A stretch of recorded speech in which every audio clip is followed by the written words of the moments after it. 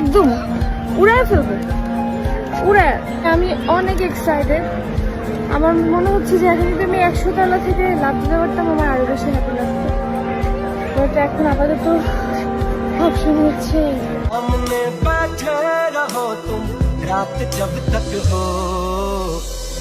ছোট পর্দার জনপ্রিয় অভিনেতা জাহের আলভির স্ত্রী ইফরা ইবনাত ইকরা আত্মহত্যা করেছেন।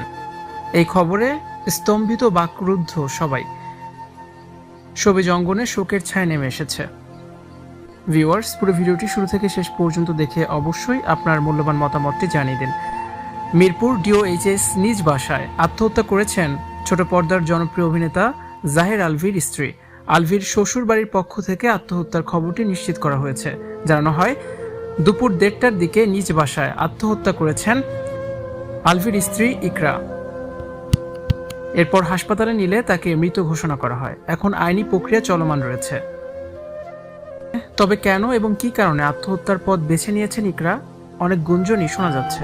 আলভির সাথে দাম্পত্য কলহ সহ নানাবিধ কারণে আত্মহত্যার পথ বেছে নিয়েছেন ইকরা।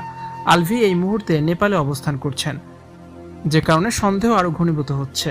স্ত্রীর আত্মহত্যার খবর জানানো হলে আলভি মুঠোফোনে বলেন এই বিষয়ে কিছু বলার মতো অবস্থাতে তিনি নেই।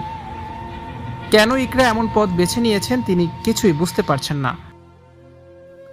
স্ত্রীর আত্মহত্যার বিষয়ে তিনি এখনো মুখ খুলেননি। 2010 সালে ইকরাকে পালিয়ে নিয়ে বিয়ে করেছিলেন অভিনেতা আলভি। সে সময় তাদের বিয়ে ইকরার পরিবার মেনে নেয়নি। 14 বছর এই বিয়ের খবর গোপন রেখেই মিডিয়াতে কাজ করেছেন আলভি। আলভি ইকরার সংসারে একটি পুত্র সন্তান আছে, নাম রিজিক। সোশ্যাল মিডিয়ায় আলভি ইকরার বেশ পরিচিতি রয়েছে। তাদের ভিডিও নিয়মিতই দেখেন নেটিজেনরা। তবে ভিডিওতে দুজনের খুনসুটি ভালোবাসা দেখা যেত। তাই হঠাৎ করে ইকরার মৃত্যুর খবর শুনে বাকরুদ্ধ স্তম্ভিত নেটিজেনরা। এত সুন্দর একটা ছেলে রেখে কেন আত্মঘাতী হয়েছেন ইকরা, কেউই বুঝতে পারছেন না। আলভির অনেক অপকর্ম বেরিয়ে আসবে, সময়ের অপেক্ষা শুধুমাত্র। শ্বশুরবাড়ি থেকে আলভিকেই দোষারোপ করা হচ্ছে।